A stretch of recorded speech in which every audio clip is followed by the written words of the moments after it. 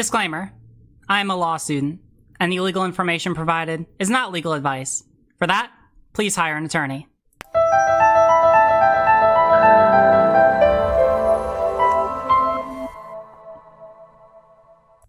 Alright, don't want to waste any more time. Going into the chat. 3, 2, 1. Hello there. Hello. Hey, remind me, because I'm basically just trusting that you're one of the people who emailed me. So you're one of the people who emailed me about talking to me, right? I did, yes. All right, awesome. So I don't know if you were just listening on stream. I think it lags behind a little bit. Basically, I just abridgedly, introduced, the concepts, but I didn't go too deep into it. So if you want to describe a little bit about who you are, why you're here, then, you can go ahead and do that right now. All right, brilliant. Thank you very much. My name's Chris. I'm doing a PhD at the moment on basically international relations theory, but I'm coming at it from a very kind of radical politics perspective. And you're on Vosh's stream, right? Debate... I think I remember you. You were on Vosh's stream, right? I was, yes. I think I remember this conversation. Okay, go on, continue. I just wanted to clarify it. Now I have a little bit of frame of reference. Go ahead. Debate is a bit of an intense word. I'm not really that bothered about radicalizing you in this debate or anything like that. And frankly, I'm more interested in building bridges with people who consider themselves more moderate than grandstanding each other, if I'm honest, because frankly, I really would like some cooperation. Yeah, no, I get it. Instead of people sniping each other. Yeah, if we're all pushing the glacier in the same direction, then I'm all for building bridges. As I understand it, and you sound and you can correct me if I'm wrong, right? You sound like someone who's probably, well, actually, first let me just ask you, do you identify as some flavor of socialist, communist, anarchist? Do you identify with any of those labels personally, or do you adopt any of those beliefs, just so I can orient myself? Provisionally I go by anarcho-communist. Okay, I just wanted to make sure. A lot of my thoughts are a lot more rooted in Marxism than most other anarcho-communists are. Okay. No, that makes sense, and I was just making sure because I was gonna make the statement that you seem to be much more substantively further left than I am, yes. I was asking for that that purpose, right? And just so I could measure myself, because again, people can ascribe to me whatever labels that they want just based on the things that I say and what I do. You can trust my opinion. People will identify with labels, all day long, and then they'll do things which are completely contrary to them. I guess I'm probably if people want to evaluate and identify me based on the things I say and do, I'm probably a sockdem somewhere in that sort of an area, right? But I remember watching the video where you and ContraPoints were talking to Vosh. I remember you said, "Oh, I'm just a boring sockdem," which actually it stuck with me. The fact that you did you? Am I remembering that right? Did you say that? Yeah. I said something to the effect of that, right? He asked me on the spot, and actually that was when I was basically just kind of figuring it out. Obviously I've had political views before, and a lot of my views I've had for a long time. Just figuring out what the most accurate descriptor of what I would be labeled based on those views has been something which I've been trying to figure out much more recently. Oh yeah, I can understand that, and frankly, because the way that you said the boring part really stuck with me, just because I feel like there's a lot of status when it comes to political labels on the left, and you're almost in some circles you're almost seen as more cool the more radical you are, or the more prestigiously or just the different groups will have different kind of statuses. Obviously a lot of tanky pages will you'll have really high social status if you can grandstand for why Stalin did nothing wrong, for example. Right. And but going on that, right, essentially I acknowledge that when I don't talk about social issues and I talk about the electoral system, or I talk about my work that I do away from the summer, I don't talk a lot, right? Either because I can't, because of attorney work product rules, right? There are specific rules about what I can tell and what I can't tell people about the work that I do. So either because of that, or because there are parts of the political process which are boring, and I'd rather just kind of take care of that administratively, sort of behind the scenes, and then for whatever I'm able to do, entertain people and inform people, on my streams, right? I wear a lot of hats depending on what work I'm doing at a given time. Yeah, I guess the thing that I kind of gather from the way that you were talking about like how you see your politics and the way that you go about doing your politics, because you were bringing up, you know, the degree you're doing in your career, and like obviously like I'm studying theory at doing a PhD in theory. Obviously, my politics is obviously very tied to my career as well. Mm-hmm. Right. And how even if, so for example, people like, there's a lot of people speculating that Bernie Sanders might be like in his soul or whatever, like more left wing than he professes to be. Sure. Like he might actually have even more socialist inclinations, but materially he's not really capable of pushing any of that forward in the position that he's in. So if you're going to be a leftist who is a trained lawyer, then again, it really, I'm not 100%. I mean, you talk a lot about the civic process and stuff. So from what I gather, you kind of are in a position, you're like specifically trained to get change done within the system. Let me tell you this, because I have to be a little careful with what I say here, right? Oh yeah. Because I am. Actually, let me ask you a question. Would you primarily see like the distinction between Sakdem being a more liberal sort of philosophy and like maybe crossing just like the threshold of that? I don't know what like the immediate, like to the further, like the immediate left of that is, whether it's like market socialism or like just socialism or whatever. Would you say that the distinction between like whatever that divide is between taking a reformist view of society versus taking like a more radicalized revolutionary sort of perspective? I'd say that like there are definitely much more radical. It really like it's so complex. Like for example, like if you're trying to do social democracy in like, obviously people see like Maduro and not Che Guevara. It's the other one, Maduro and the actually good one. I wouldn't know. I wouldn't be familiar, but yeah, I'm trusting you. Okay. But like trying to do social democracy within a state which is like much more lower down on the economic ladder, whilst also having a very kind of like authoritarian state system to work from within, that's obviously going to be a lot more radical than doing social democracy in like well-established like countries like the US and the UK with like stronger kind of like a stronger history of like successful labor struggle and stuff. But so it really does depend on things like geography as well. But largely, yeah, I'd say that reformism to me is basically the goal of like seeking social change within the system. But like it's not like you can't be both. I think that you can definitely wear different hats. Like I voted for Corbyn. I wanted Bernie Sanders to win the primary. I think Biden is better than Trump. Like a lot of anarchists would like absolutely excise me because like a lot of social status is kind of like determined by how unwilling you are to compromise. But right. I think the thing is, I guess my there are a few things. I guess I kind of want to go into a little bit here, which I want to first of all like point out there are a few things within the way that you were describing how political change, and like I understand from where you were coming from, it felt like a very textbook definition that you would get from, you know, learning how to be a lawyer and learning about the political process. So it's a bit like so because I do international relations. Like international relations is one of the most right-leaning, like geopolitically, it's like one of the most right-leaning schools, like, you know, like schools within you know, because usually it's for like sons of diplomats to get trained for a career in the UN or the EU or something like that. So it's very kind of like, it's very vocational and it's very kind of hegemonic.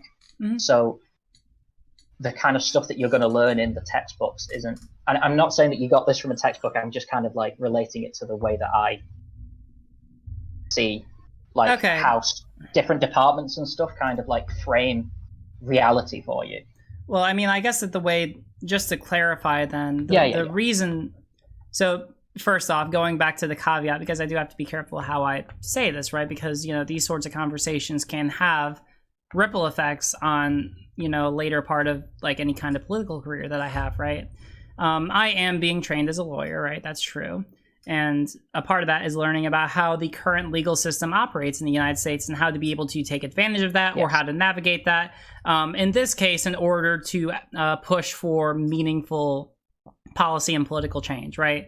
And so when people try to propose to me different or more radicalized solutions, I don't necessarily disagree with them on the merits, but I cannot do as much help there because it does not go to what I am being trained for vocationally. And I'm already I just interned for the Attorney General of Maryland. I'm going to be taking legislation next semester. That's a pipeline to be able to work. There's a high probability that next semester I will be able to work for a Maryland legislature, or for the Maryland State Legislature, right? I've already been able to, and this is something I can't say too much about because of attorney work-client rules, but there is a high chance that work this summer is going to have a crazy positive beneficial effect on the lives of many people, right? Again, without saying more, I'm sorry. Yeah, and I'm sorry I can't say anything more, right? So that's what. So when I say that, I'm operating more from a reformist standard, right? It's purely because, for me, it is the thing that I am able to do, and it's what I am able to best do, and it's what I know, right? That's not necessarily disagreeing with the validity of other forms of political change, but I also want to acknowledge that in the US, there are certain things we could do, like voting, which are super easy, and kind of like what you said, people can wear different hats. You can be a revolutionary, you can do whatever you want for 364 days out of the year. Just voting out of one day out of the year might not be the worst idea, Yeah, it makes my job a lot easier. Yeah, I mean, the hashtag no voting kind of thing kind of emerged in a historical context where a lot more broad-based worker action was going on, which was well outside of the system. And I think that keeping that argument, because it's a strategic argument, and keeping that strategic argument alive in a much more kind of in a Marxist terms, we'd probably call it more hegemonic. There's more of a hegemony, more of a civil society has a much more of a hegemonic grip on the process. It's a lot more. The system is much more legitimized than it was 100 years ago. Wait, so hold on. I'm a little confused. So are you suggesting that there's merit to the idea that we should not vote in order? No. I'm saying that the historic conditions that we're in at the moment mean that you can just generally get a lot more done by voting than you could have done 100 years ago. Okay. I'm going to trust you with that, but just based on what we are able to accomplish today with voting, I can agree with that, right? I can we do and again, when we start getting someone hypothetically in a position of power who begins manipulating the rules of said electoral system, I'm going to be a lot more favorable towards more radical solutions, because then the system has failed. Hypothetically in Minecraft. But while we do have, a reliable electoral system, without discrediting other forms of meaningful change, my position is purely that we should engage with the system that exists, and then you can otherwise do whatever you want if you're trying to achieve political change. That's essentially my position, right? And also not disregard. I'm trying to remember from the video, and I don't know if this is an argument that you want to bring up, but also acknowledge that there are certain things we could do which people might look at negatively, for example, lobbying, right? Which are important forms of political advocacy for the system that we live in, but which people might be negatively inclined towards because it's usually used as a way for the powers that be to try and maintain power. My argument would be, well, yeah, they do it, and it's so effective because they do it and we don't, and we need to do more of that shit so we can level the playing field, right? And in a very reductive, in a very simplified sense, right? Yeah, I guess I'm gonna give the point of this was to actually have a discussion where there's a bit of disagreement. So I'm gonna engineer some pushback here. Yeah. But the danger that I have, and this is one of the reasons why I want to figure out a way for well-meaning reformists to actually cooperate with radicals, because the issue is the more you you can see this happening with AOC at the moment, or at least from what I've heard. I don't really follow electoral politics as much as I should. Okay. But I think that I can't pronounce her name, but I think that she's a well-meaning politician, and I think that she did emerge from a genuine mass movement. The problem is now, what tends to end up happening from what I've seen is she'll do a speech railing against certain policies and how it's bad for blah, blah, blah, blah, blah. But then you actually look at her voting record and you find out that she's actually voted for a lot of these policies. Now, I don't think that that's because she's been, like, given money or, like, persuaded. I feel like there's certain disciplinary things that are going on behind the scenes. Like, from what I've heard, like, Nancy Pelosi has had much more in her back pocket than she may have done 2 years ago, or whenever she got into office. And this is a genuine, like, the problem within the system change is, even if you do have a genuine mass movement which is pushing for political change, moving through moving through those levels of power, it has a disciplining effect where you have to dilute what you actually want to change. And to say it's the easy, I feel like when people say that reform is the easy way to get things done, it's the easy way to get something done. It's not the easy way to get the thing that you really want done. Can I respond to that? Yeah, sure. So I don't necessarily disagree with you. I think that we do have a wider issue of politicians like AOC getting elected into these sorts of positions and then finding that she is now in a Congress which is largely antithetical to her political positions, right? And you do, in order to actually be able to operate within that system, it is pretty common to make concessions, right? Like that's sort of like the old school narrative of politics, right? Like if you want to get something done, you have to make concessions at other places because you have to be able to build coalitions with other politicians who are currently in power, right? Like that's what happens. That's the reason why what's so important right now is that we start electing in more people who are like her, because if she has other people, like if the problem that she is facing is that there are other people in Congress who are antithetical to her views and herself, like her and her person are not the issue. It's the other people who are present. And so like the way to be able to respond to that in the system that we have is to elect in more people who are sympathetic towards her.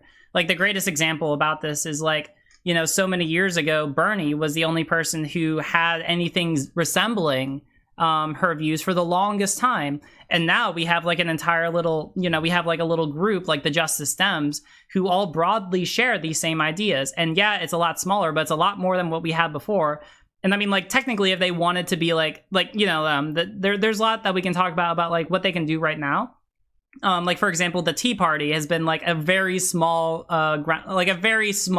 portion of the Conservative Party that has been able to do a lot and get a lot of concessions over the course of its existence, right? And if they did some similar things, they could probably get a lot more done. That's like a criticism of what they could do right now. But like even beyond that, like the way that we respond is to elect in more people like her, more people who fit that sort of ideology, and more people who are not going to push against her and promote the sort of views that she has. And that's why I always say, please, for the love of God, go out and vote in people who, you know, are sympathetic towards your views, right? Because that's like it's effectively not only putting her in power, but removing the barriers to her accomplishing what she wants to do and what other similar people want to do. Does that make sense?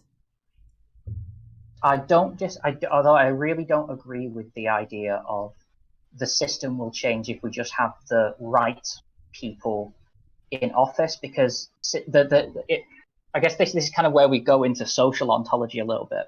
Okay. But I don't think that politics is reducible to people. I think that like social relations, you get emergent social relations from the way that people associate with each other in a specific system, which ends up putting limits on certain kinds of changes and accelerates others. Well, so what are you? It's very abstract. Yeah. Right now, this is not like I don't see where this is going. I hope that you'll connect the dots for me, but I'm not seeing the relevance of what you're saying. So, I mean, this is the thing. Like one of the reasons why I think that there's such a disconnect between radicals and reformists a lot of the time is because the kinds of changes, not just the kind of ambitions that we have, but like the scope of history that we have, where in the system we point our critiques to is so different that sometimes it can get a bit difficult to. But ultimately the American, like, I mean, it's a bit easier because you have an actual constitution. Right. But things like I mean, you might want to correct me if I'm wrong, because I'm not a political science expert, but things like property rights are entrenched within the American Constitution. Am I right? I mean, to some extent, but most property law that we have nowadays is either it's either passed by legislatures, whether it's state or federal, or it's codified in the common law, meaning that it's decided based on like court precedent over the course of history, right? Like, yeah, we have like, you know, people have the freedom, you know, the freedom to pursue happiness, right? Which is often taken as like it's usually cited as like the foundational base rock ability for people to go out and like have property rights, right? But like most law in society about like the ability to own and do whatever you want with property comes from common law, which in turn was imported from England, right? Like a lot of our, and this might be a criticism that I would have of a lot of property law, is that like most areas of law in American society, at least nowadays, are pretty accessible to the average person, or like they make intuitive sense, right? Like contract law, criminal law, like they're based on a standard of like the reasonable person in most instances, right? Is it reasonable to you know, go out and murder people? I would say not. If you go out and do that, you're going to get punished for it, or at least. Now, well, there's entire discussions about like what kind of punishment to institute, if we should be more retributivist, utilitarian, you know, like yada yada yada. But like the law, at least in and of itself, is pretty accessible, or at least it holds itself out to be in those areas. But like with property law, it's pretty wishy-washy, right? Like, or it's not wishy-washy. It's just it's almost impossible to access if you don't have a lawyer, right? And so it does become effectively like an entire category of rights, which are not really taken, like, which you can't really take advantage of unless you have more comparative wealth than the average person in society. So that would be like my criticism of property law broadly in America. I guess for me, it's just trying to articulate this in a way that's actually like kind of allows me to like direct this towards the conversation. Okay. But I mean, did you have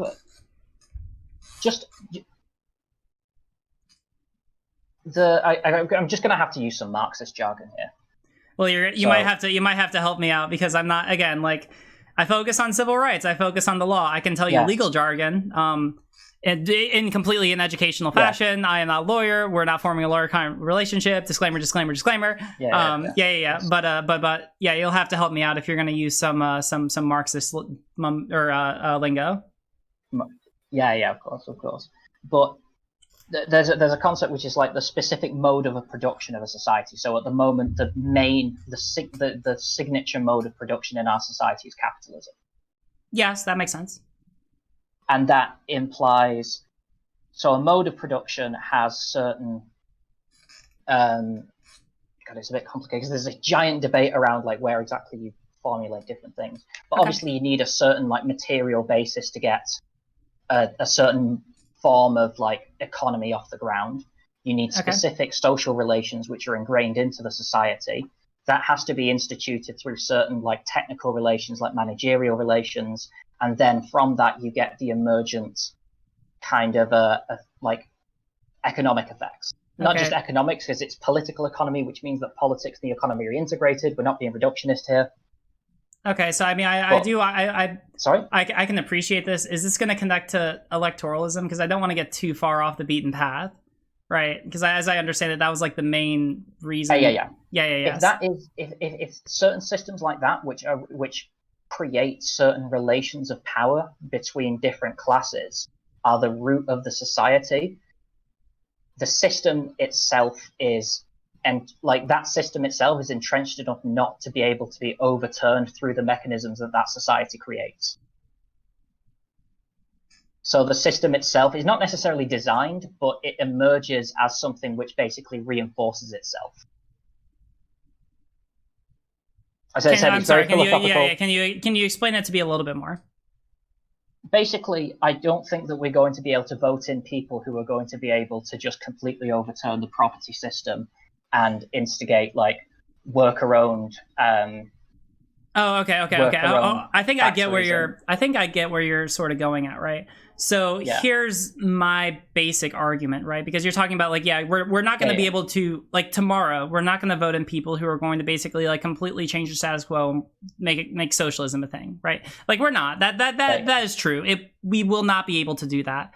But ultimately, like, what I am more focused on are voting in people who will be able to implement achievable policies, which will be able to empirically improve the quality of life for every person in society, right? Like, that is my fundamental goal, right? So while, we're not going to be able to vote in someone we're not going to vote in people like tomorrow. Again, like, maybe, I don't know, maybe at a certain point in society, we'll be able to go to at this point. And I can't predict the future.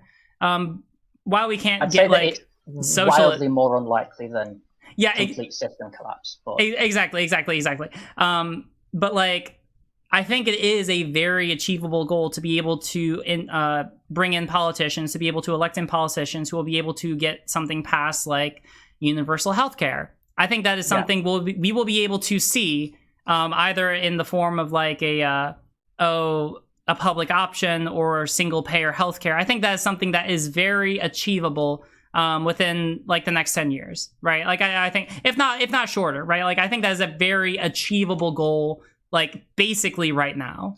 You know, I think that we're able to pass a lot of laws that advance the civil rights of minority people in society.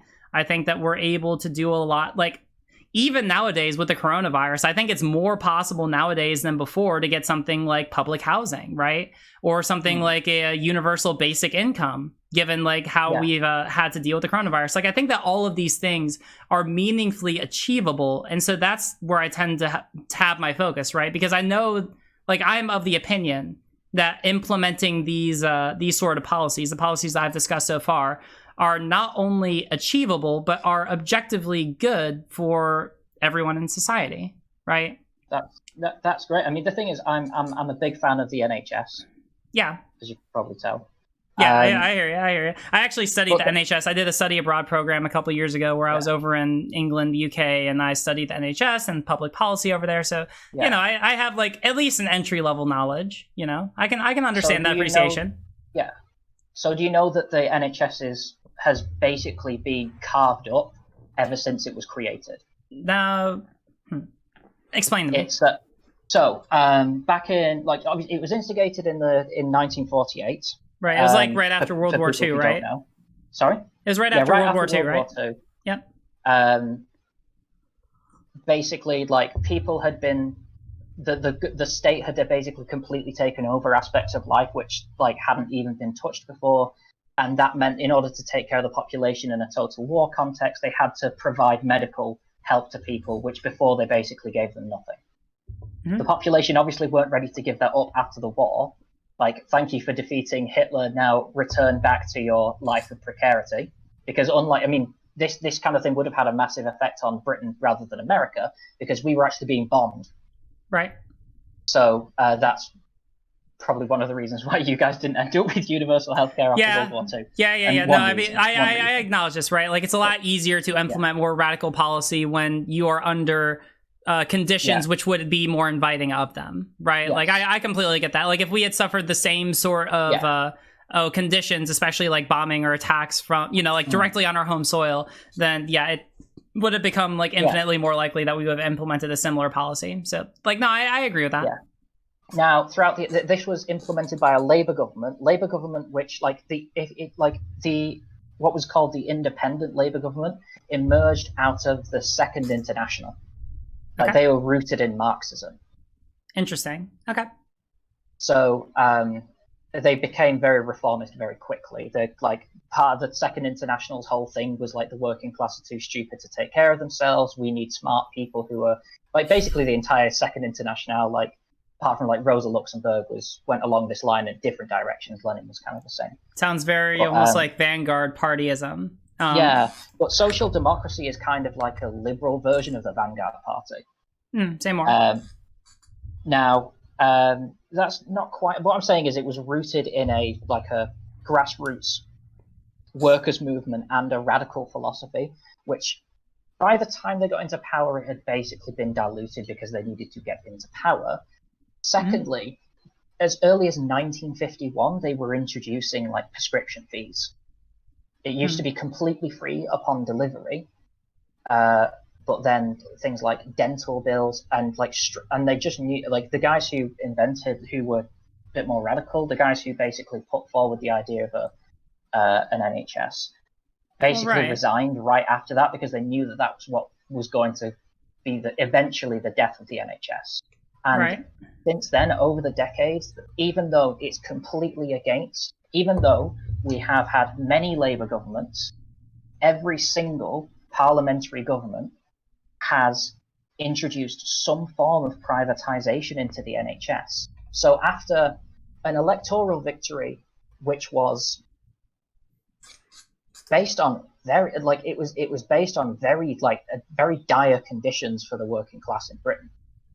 We had voted in a government which had given us this thing. Within 3 years, it was already less than what it was, and by now, it's Boris Johnson has basically, he's not disclosing whether the NHS is up for sale when doing deals with Donald Trump. Donald Trump and Boris Johnson are huge dangers, and this is the thing that I have with social democracy. Not only does it have a tendency to dilute itself the closer it gets to power, but the achievements that it gets, as much as a lot of Americans are like, it'd be really nice to be like Denmark, it'd be really nice to have an NHS like Britain. On a timescale of like 20 years, you can get like a piece of policy in that would be really helpful, and it's absolutely worth pursuing. But in the longer term, because the fundamental system which created the need for that policy to begin with continues to survive,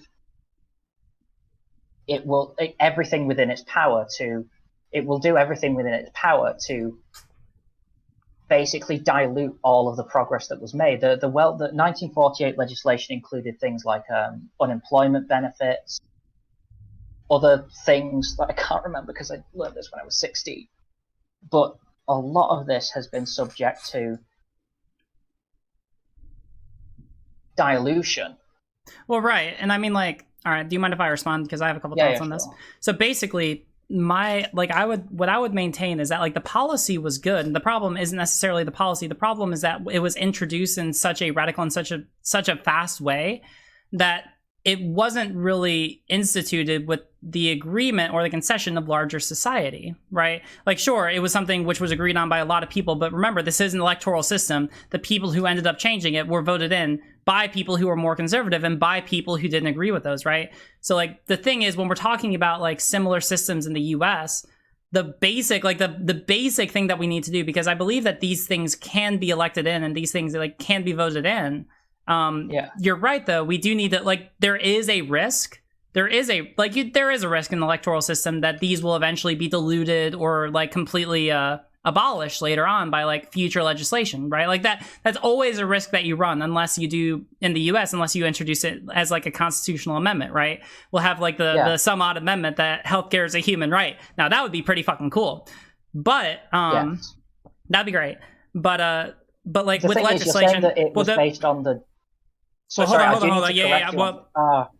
I do need to correct you on, because the thing is just saying, then people voted in who were more conservative. The thing is, the NHS as a policy, as an institution, it's always had massive support. It's one of the big institutions of our country. It has huge support from basically everybody in the population. Okay, but then who is making the change then is my question, because like well, the question is like, who is making the change in the policy? Because if you're voting in people, and I'm just making a guess, I'm just guessing. You can correct me if I'm wrong, but the people who are making those changes are people who are more conservatively aligned, and those people are voted in by populations in that same country who are more conservative, right? Like that's the issue I would maintain fundamentally, and so like the solution is not like not trying to do something alternative. I don't know what the alternative that you're suggesting is, and maybe you want to present that to me. But like the solution is like changing culture and like driving cultural discussion in such a way to where you can convince the average reasonable person in society that X policy is good to have and should stay, right? When you don't really keep track of like public discussion and public opinion in society, then you run into a problem where you might end up suddenly with this whole group of people who have all agreed that like, actually this thing is bad, so we should vote in people who vote out the thing that we think is bad, even though it's objectively good. Does that make sense? Yeah. So like that's yes. that's my essentially like my problem in America, right? Is that like I believe that people can vote in these sorts of like, for example, like universal healthcare. I think that that's something achievable, and I think I hear your criticism that like, oh well, we can get it in, but it might be taken down or diluted later on, right? And the problem, the way that we address that, at least in my opinion, is not by trying to do something radically different. Or I don't know what the alternative solution is. Again, I would like to hear what it is. But by trying to drive public discussion and opinion so that we can effectively shift the overall Overton window of society to the point where that is something which is normal, to the point where that is something which is accepted and is basically just like an established part of life, right? That would be what I would propose, since we live, because like, and the reason why is because like, if we don't, then we run a risk of having in a policy which like a substantial part of society wants to get rid of or disagrees with, at least on like a base ideology level, right? And like that's not great to have in a society. Like that's how you get like really bad shit starting to happen when you have a government which has a policy or has a law that people are just like unable to change even though they disagree with it in large numbers, right? Like you have to be able to create those avenues. And so like I would say that the way to really get meaningful change is like change larger culture. Yeah, does that make sense? I'm not gonna keep beating the point. Okay. Well, the thing is, first of all, it's both in the UK. It's both parts. Like if you've got a choice between Labour and like people, they say like a lot of people say like, oh, Britain has a better electoral system than the US, and it's really not true. Okay. Maybe tiny bit better, but you basically have the choice of two parties, and both parties generally have systems in place which make sure that their leaders are more right-wing when they're elected. So you basically only get the choice between those two parties. Mm-hmm. Secondly, it's a lot of they're kind of rooted in the whole social democratic strategy and generally parliamentary politics. Is when you're winning an election, you're basically working within a system where the people who disseminate the information tend to be private corporations or government agencies which are very like closely connected to corporations. Like the BBC at the moment is supposed to be a bastion of like objective, impartial advice, but they went full Red Scare with Corbyn.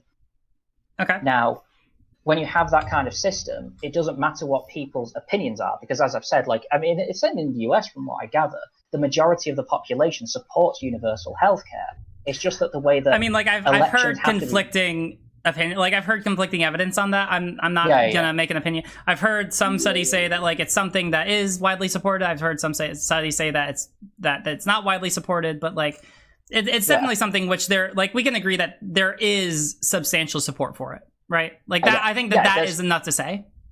Yeah, even in a country where there's enough evidence to say that there's a good chance that it could have majority support, depending on which studies that you read. It's seen as it's only been seen as on the table in the past 10 years, something like that. I would say probably less. I mean, like a couple, like in the last election cycle, like it was technically something that was considered, but it was largely seen to be a joke to a lot of people, right? It was like, oh, that's something that could never be achievable, right? And now we've gotten to a point where it is something which has been, which is like very heavily considered. And it's like a large debate topic among like a lot of like, election, what's the right term? It's something which is discussed a lot among like politicians in debate settings, right? Because it is such a relevant political subject. So yeah, like it is very new. I'm sorry, I don't want to interrupt you, but like I agree that is something very new that's being considered. Yeah. And as I said, like there's so many there's such a delay on the thing that it looks like you're interrupting me silently, but you're not. Oh, sorry. Because there's such a delay. But there's so many institutional barriers when it comes to parliamentary democracy, which the history of like American political systems was the history of designing a system where people basically got to vote, but they didn't really get to change anything. Like it's in the design of the system. Like people like Madison and especially like Alexander Hamilton and stuff were really against the idea of actual democracy. And those. Well, I mean, like we can agree that like there have been like pretty substantive achievements in the realm of especially like civil rights, right? Like it's pretty hard to dismiss like the achievement of like the Civil Rights Act, or like the very Civil Rights Act, the Healthcare Act, like there have been so many places where like we have been able to make like pretty meaningful achievements through the current system, right? So I think I understand. Like, trust me, I just took con law last semester. Like, I understand there was this big conversation about like the distinction between like how easily can people make political change or like institute laws or whatever, and how hard should we make it, right? Like that's a discussion which has gone on since the beginning of our country. But like, it's not impossible, and like and this is me being fair, and I don't know if this is like too harsh of an opinion, but like, I do think that if we live in a country where like half of the people have a more conservative view, then the issue, the more immediate issue is not trying to get someone into power to get in the view that you want. The more immediate issue is trying to actually get like society on your same, like to agree that that's something that you need to do, right? Yeah. So like I see merit in having checks and balances, right? Because it means that you have to do the work in like convincing society that like it is a good thing to support like minorities, or to have like single payer healthcare, or to, like whatever policy we want to talk about. Because if you don't do that, then you start running into the issue, I think, like what you were talking about with with healthcare. With the NHS, right, where you didn't actually, like, no one did the work of convincing the people back then that this was something worth keeping as it was, and so it was repeatedly diluted, right? Like that's this is the thing. Like, you're equating what parties people vote for with their actual opinions of what movements they support, because the NHS was brought forward partly because of a very powerful mass labor movement. And as I said, like, it's not like there are gigantic campaigns to save the NHS going on at the grassroots. It's just that none of those people, like, I'm going to have a look at what, like, because this is the thing, that the NHS has had massive majority support ever since its inception. Okay. And the problem is, it's that elections are fought. It's not because of the people haven't been convinced. It's because there's massive propaganda campaigns designed to not even like persuade them that certain things are a bad idea, but to just hide. Like, politicians can basically hide what policies they're really going to, like, here's Trump was like, oh, we're going to bring the jobs back in like the Rust Belt or something. Well, here's the question then, because I mean, like, if you have something which is which is a nonpartisan issue, which everyone politically agrees on, something like the NHS, as you're saying that it was, then like, how do you know that the changes made to it were politically motivated, right? Because it sounds like they weren't, and I could think of a million other reasons why they probably would have been walked back, whether it was because of making policy decisions, or whether it was because of like making budget cuts, implementing policies which required you to take away certain funds from one area and putting it into another. Like, there's 1.5 million reasons why it could have happened if it was not politically motivated, So why, I mean, like, again, I'm asking for your opinion, but like, if it wasn't a politically motivated change, then like, how do you, or if it wasn't a partisan motivated change, then like, how do you know it was necessarily politically motivated? Well, it was done. I mean, everything is political for a start, but secondly, well, all right, if we define everything, hold on, we can't define like everything is political, right? Like, we can't just say that like broadly everything is political, Like, what I am saying is, like, if it was something that was not a partisan issue, then what makes you think it was, like, why was the policy changed? Because I'm trying to understand, because like previously, my understanding was that it was like a more partisan issue. So I was analogizing in my head to how the debate has gone over in the US for single payer and like universal healthcare, because it has been a very partisan issue.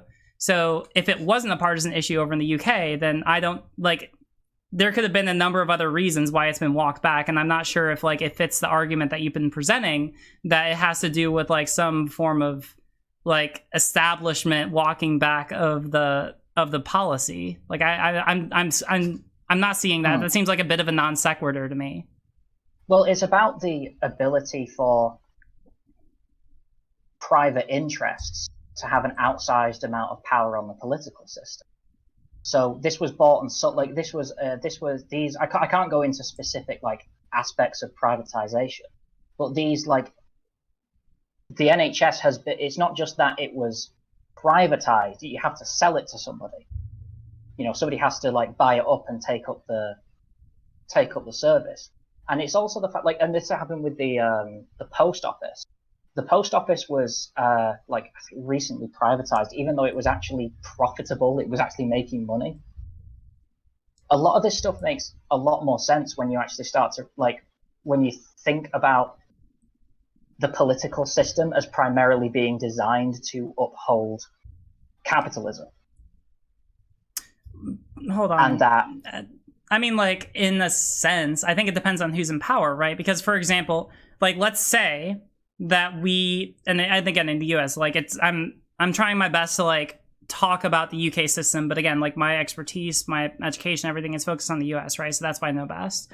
In the US, like, Bernie was almost made into the party nominee, and I understand that some people will be like, well, if Bernie was, elected president, he wouldn't be able to like change, he wouldn't be able to like abolish capitalism. But like, it's certainly a pretty substantive step in the right direction if that's what your goal is, right? Like, if your goal was to create some radical change, that seems like a pretty easy way to do it. And considering how close we got to there, like, it doesn't seem like that far of a stretch based on the system that we already have, Like, I would go as far as to say that next political cycle, hell, hey, listen, AOC 2024, absolutely. Like, I would love to see that. And I feel like given how well Bernie did this election cycle compared to the previous election cycle, that kind of a movement, that kind of a politician, whoever it's going to be, is only going to become more popular with time, especially as like the current issues in society that sort of like made Bernie popular continue to become like more and more pressing issues, right? Like, since we do live in capitalism, right, like, we can agree that the tendency towards monopoly is an issue. More wealth will accumulate into the hands of the few who have capital. More people are probably going to get radicalized to some degree further left, right?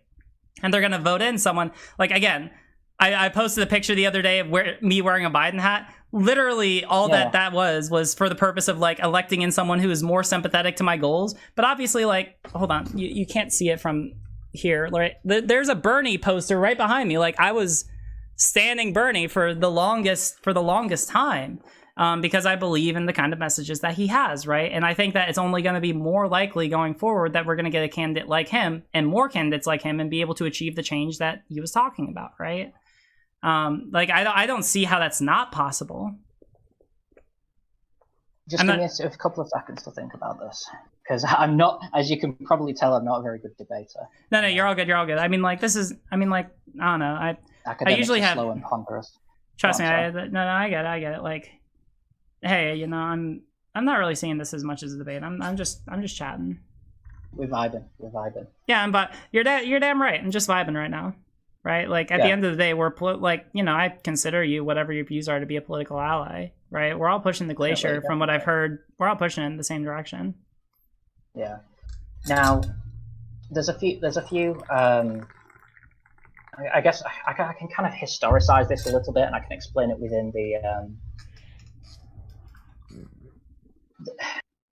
God, how can I like, this isn't something that I guess it's from my, this is like, once again, I think that forming like radical political views or reformist political views is kind of a long journey, which involves like learning facts and theory and your emotions and where you stand in society and stuff like that. So I don't believe in like hard arguments that I can just give you, which will...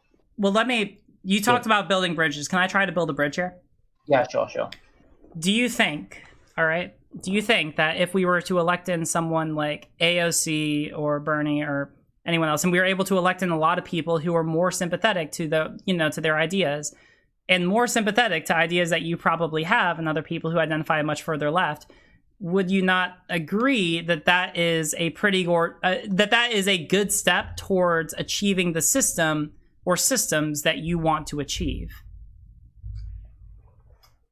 God, that's an interesting question. I think, I think that it is an important step, and I think that, but the problem is, and it's not so much a problem, it's more of a kind of like consideration that it's very hard to argue this when you don't have like because you have to go through things actually institutionally instead of like historical, theoretical kind of stuff. Mm-hmm. But I do think that what you can achieve. Okay, I'm going to be positive here and say the best that you can achieve is something that I'd call a middle-level hegemonic shift. Okay. So a middle-level hegemonic shift does not fundamentally alter the political economy in the sense that it won't go from capitalist to not capitalist or anything else. What it will do is radically change social relations.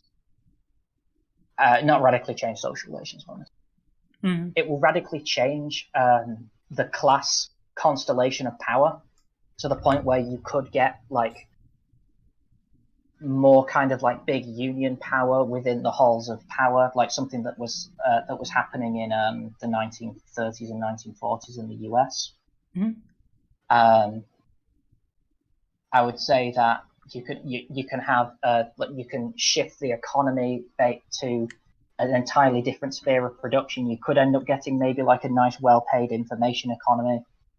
You know, that would be pretty based. You know, I'd like that. Yeah. Now, you know, with good benefits.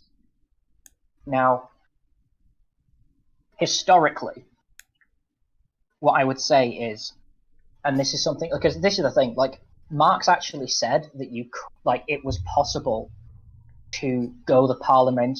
Oh, yeah, it was Marx, and I'm not saying this because Marx said it. What I'm saying is, even if I said it was impossible, I'd be standing against something that one of the biggest thinkers in radical left history went against. Which is, I mean, even he thought it was possible that you could do the parliamentary road to socialism based on a really powerful mass movement. At this point, with the forces that are able to influence elections, the short term of election cycles, and the ability for established interests to disseminate information and propaganda like much more powerfully than people who are actually trying to advocate for change. I think that. Or sorry, go on. Sorry. But I mean, like my immediate thought with that is that, I mean, I think that anyone could get behind. Like I'm sure as hell for getting behind. Now we want to make sure that we implement it correctly, but like, you know, some kind of law against like spreading misinformation and propaganda, right? Or at least like, you know, a lot of us like a really good example is who was like a really good example is oh, damn it. Who was Trump's campaign manager? The one who founded, I think it was like PragerU and Steve Bannon, right? Yeah, that guy. Yeah. Largely renowned as like a massive, like an orchestrator of propaganda, right? Like a lot of people criticized them for like a lot of our current political state in 2020, or yeah, we're still in 2020 time, but you know, I think that a lot of people could get behind the idea of implementing some form of law to prevent people like that from being able to spread misinformation on such a large level as what he did, right? Or what he has done. Okay. You know, so like, I do believe in that sort of a solution, you know, like, yeah, misinformation campaigns are terrible. And that's one of the main issues with like having a purely electoral system, is that you end up running into issues where you do run into issues where like larger interests can influence the opinions of people who don't have as easy access to information, right? But who are otherwise, you know, otherwise subjected to that, whatever you want to call it, propaganda, misinformation, what have you. Okay. So I can agree with having a solution for that. I can give a historical example which suggests that might actually be a bit naive. And it's not so much because I really hate this. I want to say that I'm trying to draw a parallel between different political systems, but I'm not trying to do a Godwin's Law thing. But I'm going to talk about Weimar Germany for a second.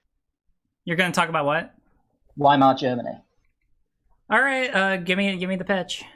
So back after, because the democratic system that was instituted in Weimar Germany was actually based on a revolution itself, but there were massive constitutional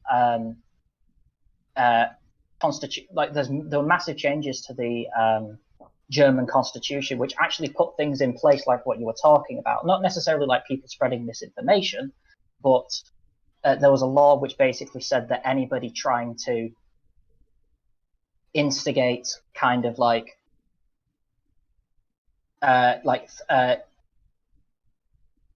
non-acceptable like coups and stuff yeah, I hear you. In order to undermine the achievements made by the democratic revolution, that would be they would be like punishable with like jail time and stuff. Like basically it's illegal to try and do a fascism, basically.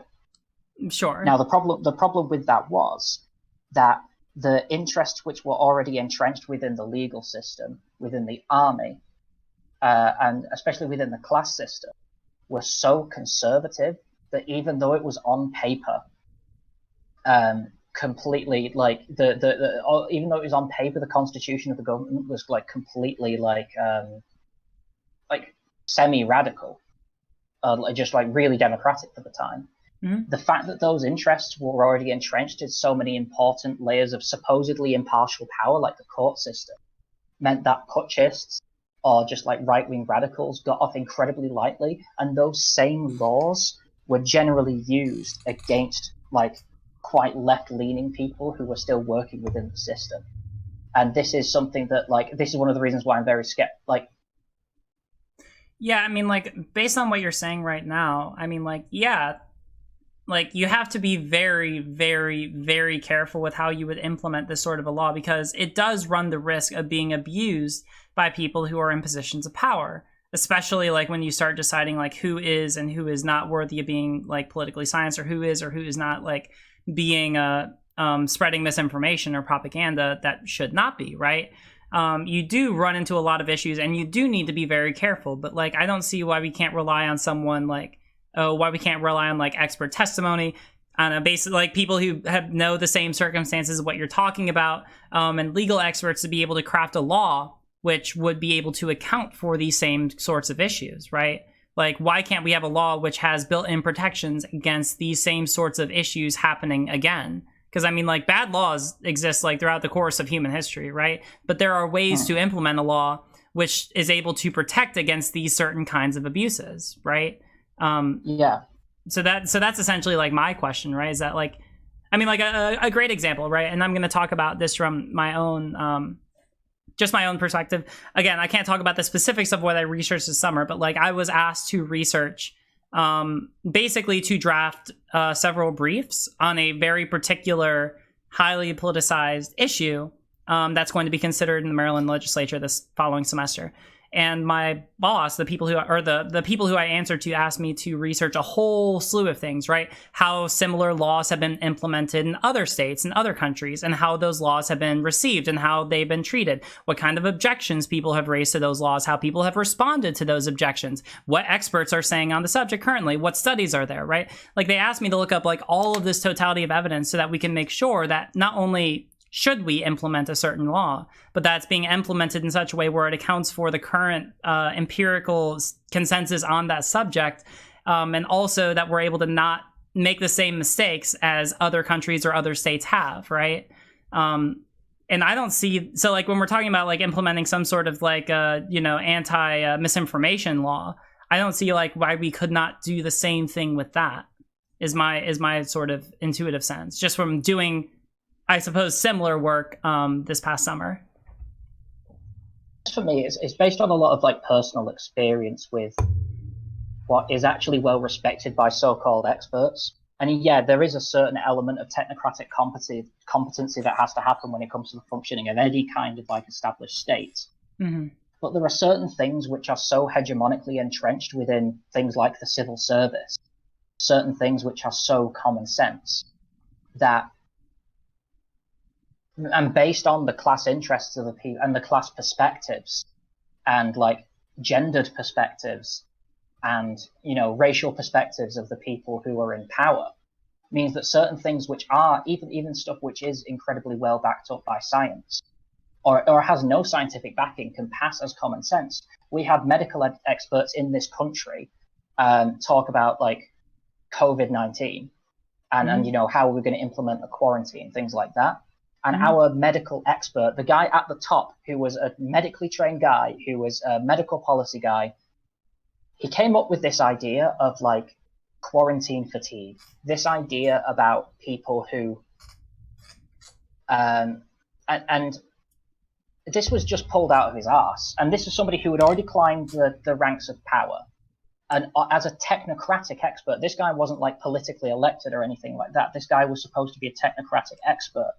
And because the kind of perspectives, I get to go into a bit of anarchism here now, because the kind of perspectives that come about when you're in a centralized organization have a certain effect on your epistemology and on how you take in information, because you've said it yourself, like your perspective and your kind of thing is going to be trained in virtue of the fact that you're training to be a lawyer. There's a certain, vocational aspect to the way that you learn about things, the way that you do things politically. Right.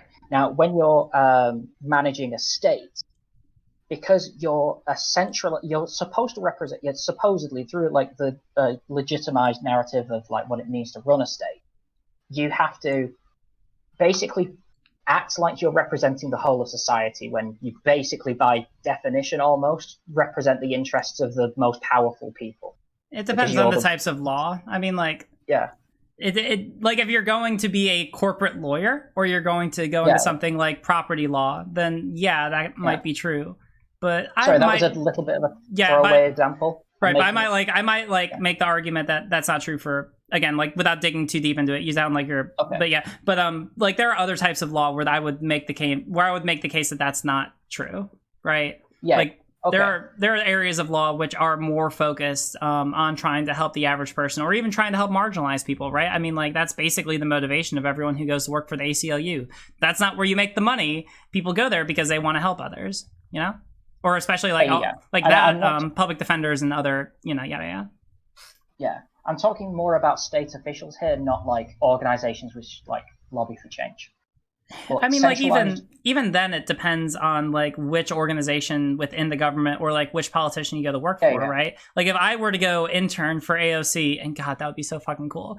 But like if I were to go do that, I would probably be able to pretty reliably say that I'm not working for state interest, right? Or if I am, it's in like a very indirect, very vague, like general sense, right? Like if I'm working with her to advance counter state interests, then that seems to be a way to operate within government without necessarily trying to advance the interests that you're saying are being, which you're critiquing. I don't. Okay, this is kind of the state isn't like a thing that has an interest. The state is a tool of certain people. There's no such thing as like the state just on its own. It's an engine of certain kinds of like interest. That's sure, but it's a bit like having a hammer. The whole like if you have a hammer, everything becomes a crime. Or everything becomes a nail. The only way you're going to implement policy is through a certain form of centralized control. But in order to make sure that goes smoothly, a certain form of like heroic simplification has to happen, and this is for good policies and bad policies. And one of the big heroic simplification tends to happen in, for example, pandemics. Heroic simplifications happen because the state is in control of things like quarantining. That means certain amounts of it's not like you're going to be able to take into account every person's like individual kind of like not interests, but kind of individual situation. Well, yeah, I mean, and of course you won't be able to. I don't disagree with this, right? Like every law is probably not, like most laws are not going to account for everyone's very specifically nuanced situation. Now, most of them will be able to encompass most of them if they're implemented and written correctly, right? Like you don't need a very nuanced definition. Worse laws, yes. Right. Like I mean, like the common law definition of murder, and again, this is just legal information, not advice, yada yada, is like an unlawful killing of another with malice of forethought, right? Like that is going to cover a massive amount of instances without getting into like the very nuanced specifics of each of them, right? So it's like, it's simplified, it's pretty broad, but it doesn't have to account for every specific it doesn't have to account for every specific instance in order to be an effective law, right? It doesn't have to account to be effective within the limits that the state has already set for itself. So I'm taught like, how do I get into things like this? So the problem is, and this is backed up historically. Okay. The problem is when a state is trying to do good things, the fact that it has to simplify society, it's not just that it has to simplify its aims, it has to simplify society itself. When I say heroic simplification, I don't just mean the fact... Sorry? I mean, that sounds vague. Can you explain what you mean by trying to simplify society? So, for example, I'll give you a really old example, but this is like something that happened, like very, very early state formations were very, very keen to make sure that nobody did cross cultivation. for example. Sorry, this is a really old, because like anarchism, and like we haven't been able to give that a try in like 1,000 years, so, like thousands of years. So we're gonna have to go like way back. Okay. But there's a form of agriculture that people follow called swiddening, and people still kind of follow it. And generally, there are people who are what's it called, who still do it. But it's generally like every single state that has oversaw it has been very against it, because it stops a population from being sedentary, easy to track, and therefore control. Even though swiddening agriculture is both incredibly nutritious, it is a lot less labor intensive, and gives you a much more varied diet. Also, it protects you from like horrendous diseases. Generally, a lot of the reasons why pandemics are a thing is not just because of globalization, but because of the relationship that we have to like how we produce food and stuff like that. Sedentary people are generally much more vulnerable to pandemics than people who move around a lot. Well, yeah, I mean, if there's more to say, but right now it just sounds like, I mean, like in one sense, you could just say it was a very poorly implemented like law or policy or whatever you want to call it, right? Again, we're looking at historical precedent, right? But like, I mean, there's literally an entire study of public policy about like how to be able to like effectively implement it and be able to account for these sort of like extraneous circumstances, like what you're talking about, or like these possible alternative considerations which may have not been considered when people implemented the structure, right? I mean, like these are things that are considered today when people implement policy. You know, like I'm trying to think of an example off the top of my head, but like if you want to draw like an analogy that may help me understand better, like the point that you're trying to make. But right now, like intuitively, based on like what I know and what I've studied, like people. I mean, like a lot of laws are pretty nuanced, to say the least. Like if you want, like something that I had to do in the course of my research this summer was I had to read over a lot of bills that were being proposed, and like those things are like sometimes they can be like, you know, tens upon hundreds of pages long, right? Like they're pretty distinct and pretty nuanced in a lot of like the what they introduce and a lot of the policy that they introduce, right? It would be helpful to me to understand your point if you could draw like an analogy to an example today. That might be helpful for me if you're to understand the point. Let me think now. One thing would be the treatment of travelers. So, do you know like people like Irish travelers in the UK? I mean, like a little bit, but you know, please explain. So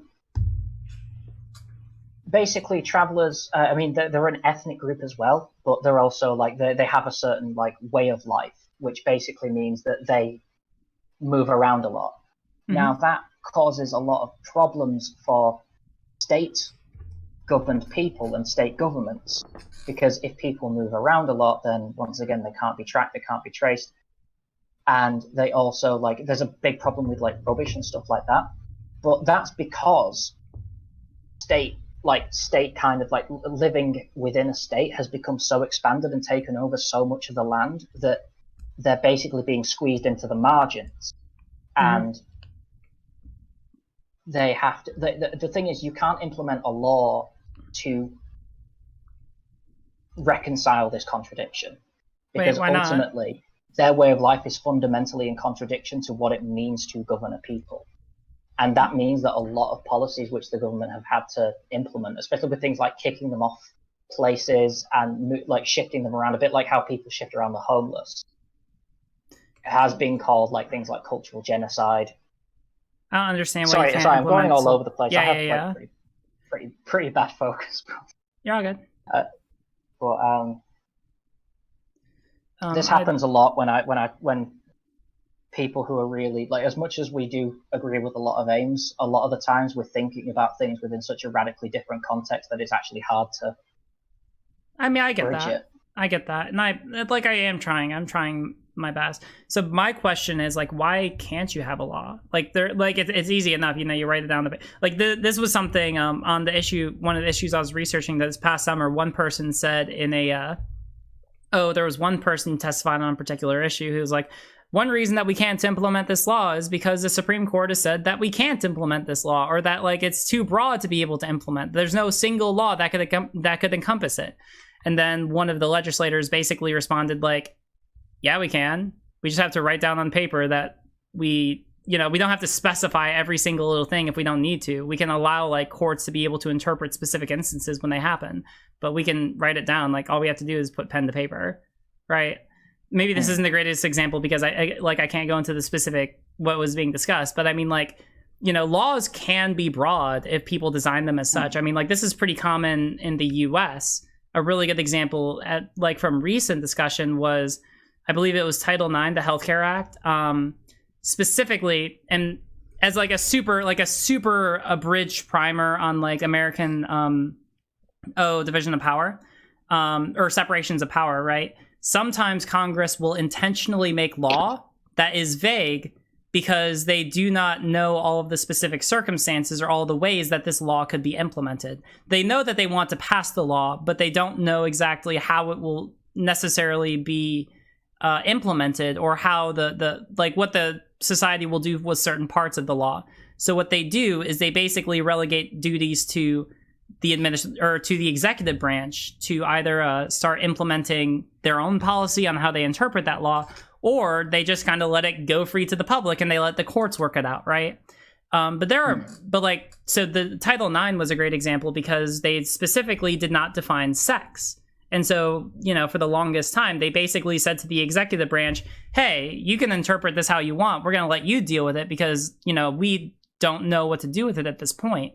And so under the Obama administration, they interpreted that to include trans people, right? Like they just made that categorical, inference or interpretation. And so for the time being, trans people had protections under federal law. Awesome. But then later on, Trump comes in and he's like, oh, we're going to stop interpreting like that. And then just like that, we didn't have protections anymore under federal law. RIP. Fortunately, in Maryland, there's state law. So, that's cool. That's cool. But like, this is a really good example where like Congress can pass vague laws if they do think that they are legislating a subject that's so broad that they can't account for everything. And, they don't know how it's going to work out, right? But they do know that people wanted it passed, right? Like, especially back then, the reason it was passed Title VII, based on like some of the recent Supreme Court cases, like a lot of people brought up the fact that it was implemented, even though it wasn't primarily about trans people back then, and that's some of the recent controversy about it, that it was implemented in a broad sense because there was this widespread issue that people wanted to address about discrimination in healthcare, right? Or discrimination in the workplace. And so like, even though they didn't know exactly the specific, like all the little specific nitty gritty of what they did, they still put a law in. They made it broad enough so that they could effectively accomplish what they wanted to. So like with the specifics that you're describing, and again, I don't know the specifics of all like the legislative processes in the UK, and like I can't speak any to that effect, right? But like governments, at least the US is able to pass broad laws. Like they do it pretty regularly. They can be as specific they can be as specific and nuanced as they want, or they can be as broad as they want. It depends on like how sure they are of what they want to do, and like how much they think they can specify at a given time, right? But like it's a pretty like they can you can do a lot when you implement a law. Like there's not like there's very few limits other outside of like the electoral system, or outside of like the systems put into Congress for implementing a law. There's very few other restrictions on like what kind of laws you can implement. Like the biggest other one being that like it can't be in conflict with the Constitution. Okay, cool. So don't put a law in that says that you can discriminate against black people, right? I mean, like some of it is like pretty basic stuff. Or I say basic, like this is basically like one of the main purposes of the courts, right? Is that you end up running into all these sorts of instances where laws will conflict with the Constitution, right? And that's basically all of common law. That's a whole nother discussion. But yeah, so I mean, like I don't know. I don't like with the instance that you're describing, if that were to be like transpired onto the US, hypothetically, I don't know what exactly that would look like. You could pass a law to like basically just say, hey, we're going to allow these people to have like these rights and recognitions, or, like we're not going to prohibit them from being able to travel in the way that they do. They're indigenous to the land, and, they're immune from other states' interests, right? Like, we can do that as a federal government. Like, that's fine. Now, again, like, depending on how the law is implemented, you might run into some problems in the courts if it's not implemented correctly. You'll run into probably, like, in this example, some distinctions between, like you'll run into some federalism problems, right? You'll run into some differences probably with, like, the Commerce Clause and, like, separation of powers, just off the top of my head, right? But, like, it could probably be done, That's all I'm saying. I'm sorry. That was a bit much, but I no, it's fine. It doesn't. The thing is, we're coming at it from such different fundamentals. So, yes, I agree with you. You can make laws incredibly complicated and account for, especially now because of better management systems, like more technical management systems than there were 100 years ago, or whatever, and better trained civil servants. The point I want to make is, I guess I should give kind of a historic example of what law looks like when it's. I can't really give a historic example because it's really complicated, and one of the reasons why it's very hard to think outside of this box is because we're two individuals talking about things, and the point is that I'm trying to talk about things. When I say that things are like individual people, like managing communities, I'm talking about not being able to account for complexities that no human being can do. So therefore, I can't really account for those complexities in this discussion with you. Yeah. Now, law has not always been tied to the state. Okay. The reason why it's called common law was because it was the kind of like folk law of the common people, and the commons, like as in like, do you know much about the commons in the UK? A little bit, but I trust that you probably know more about me. So not much more. Okay. Well, so the commons were basically land which was owned by certain peasant communes, certain peasant communities. Okay. And they were generally like directly democratic, kind of localized direct. They had a form of localized direct democracy. This form of localized direct democracy, also allowed them to network with other village communities and form things like confederations. Not necessarily in like feudal times, because that at least would have been pretty much stomped down by the king. But when it comes to local peasant communities, most of the administration that they did was done outside of what we would call the state. Although, like most historians say that, like back in the medieval period, there wasn't anything that could be recognizably called a state. Okay. As we understand it. It was much more like roaming private armies, which kind of had a bit of a protection racket on the population.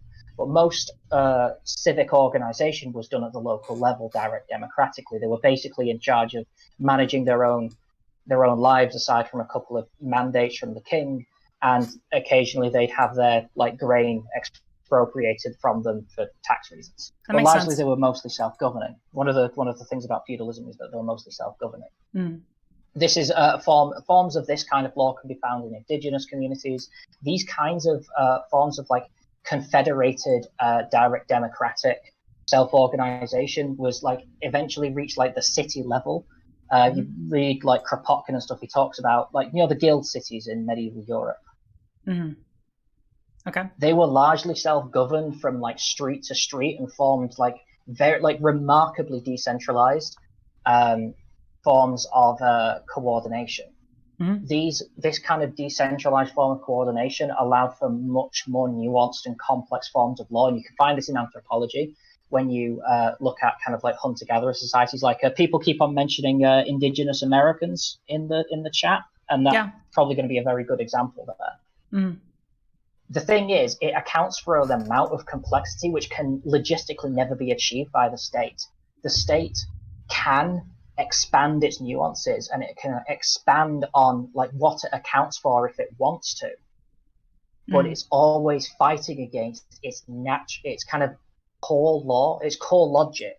The whole point of having a centralized monopoly on violence, core logic of having a centralized monopoly of violence, is to have a one more simplistic institution governing everything.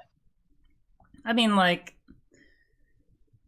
I might I'm not sure if I necessarily disagree with that. I think that's certainly a way of looking at a state, and I've heard that before, right? Like I've certainly heard, you know, the definition of the state is like the one legitimate monopoly of violence, right? Yeah. Like I'm familiar with that definition. I suppose that the way that I approach the necessity for a state, if we're looking historically, right? Because the reason that the federal government exists today in the way that it does is because, like, primarily the reason that it exists is because it was recognized as a necessity after the failure of the Articles of Confederation, right? Because we tried to have a more decentralized form of government, which basically operated more like, attempted to operate like a confederacy, right? Like that's what it attempted to do with decentralized government, and where each government could do more, where each government could take on more nuanced implementation of laws for its you know, various state. The problem that happened with this that was addressed, and again, you know, you can, however much you want to ascribe to this, the problems that you ended up running into is when the states began A, competing with each other, and B, had to deal with interests outside of, you know, this confederation, right? Or larger national interests, right? Like they couldn't assemble. I think that the one thing that they could do, and I could be wrong with this, but like one of the very few things that they could do was like assemble an army in times of like crisis of the entire confederacy. But even that, I'm not entirely sure about. But the important bit is that like they tried it and it completely collapsed on itself, right?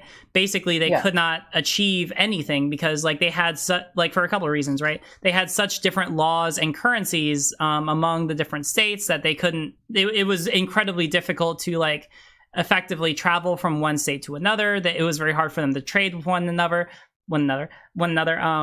They were incentivized to put heavy tariffs on one another because they were seen more like different sovereign nations than other parts of an entire collective. And it ended up creating a system which basically, like, yes, each state could have more nuanced and implemented law individually, but as a collective, they really couldn't do anything. Like, they were basically like politically immobilized, right? By having so many restrictions. And so the reason that federal government was implemented was to try and like it was implemented in such a way where it would counterbalance national versus federal or state versus federal interests. People will make the argument, and again, whether or not you choose to believe this, but like the idealized form of a federal government is one where it has very few and very limited authority, but where it has authority, that authority is supreme. And then all other forms of authority is regulated to the states, right? That's essentially like the idealized form of a federal government. And so it was implemented primarily to deal with the prior issues, right? It was made so that we could implement like a unified currency, a unified form of law, at least in certain areas. Because for a while, like the federal government really didn't do much more than have like a national bank and currency. That was really the main function of the federal government for like the longest time. It's the reason why like most early presidents, like people remember like George Washington, Abraham Lincoln, maybe Andrew Jackson if you're politically savvy, but then like people often forget about like a ton of presidents after that, and that's because like for the longest time the federal government really didn't do all that much. It was only when the Supreme Court began basically interpreting certain parts of the Constitution to give them more broader authority that they became a lot more relevant, right? Like when you start interpreting, like there's a whole lot of precedent on the Commerce Clause, where basically the Supreme Court started interpreting like this very small clause that the federal government can regulate, quote, commerce among the states.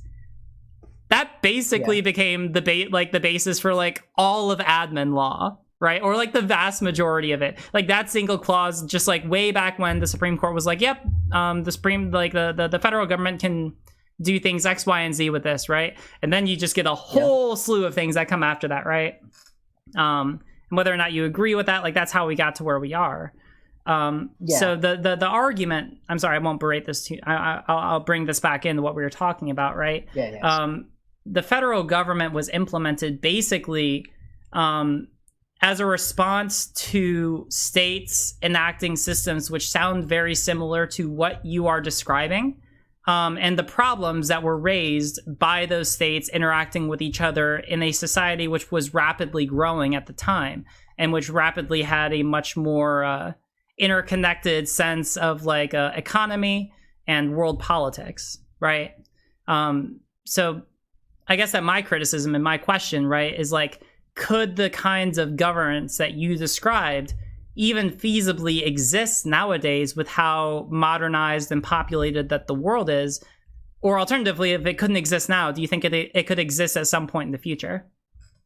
Yeah, I don't think that there's any kind of like material, technological, like, if anything, self-organization has become easier. Now, the thing is, the United States is a very specific example with very specific kind of class interests, which were even governing the Confederacy. You know, it was a slave society. I'm not trying to do this to like chastise or anything, but I'm saying that like it had other problems. It also had it had a class. Basically, it was run by, because we're not talking about a democracy here. We're talking about a confederacy run by like 6% of the population. Yeah, that's fair. And so like this is the thing. This is like the state is much more functionally set up to support the interests of minority rule. It's not set up in order to account for majorities. I don't think. I think that one of the reasons why it's the radical simplification. Wait, hold on. Can you explain that? Well, I mean, historically, the states have always been formed by the interest of specific minority classes. So the early formations of the European states correlated with risings in the power of, say, like, you know, the king over his lords. And it also, like, so that when I'm talking about these kind of like decentralized kind of like confederated and we're talking about big I mean, the Iroquois Confederacy is an example of a fairly successful confederacy back in recent history. Okay. But there's also the Hassian League, but like quite large collectives of city-states which actually did coordinate to some quite remarkable degree. Well, so bringing that back in, because I don't want to get historically too... states. Yeah. Go on, sorry. I don't want to get too far off the beaten path. Sorry, I'll let you finish and then I'll say something.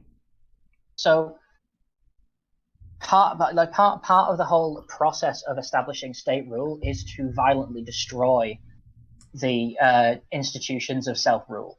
So the communes were enclosed upon and given to private economic interests, which then ended up basically taking over the running of the government later in the 1800s.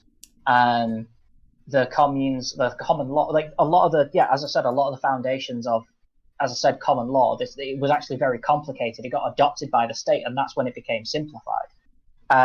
Once again, the French Revolution, this supposedly incredibly liberatory revolution, basically called the communes within France a state within a state, and completely dismantled them, often incredibly violently.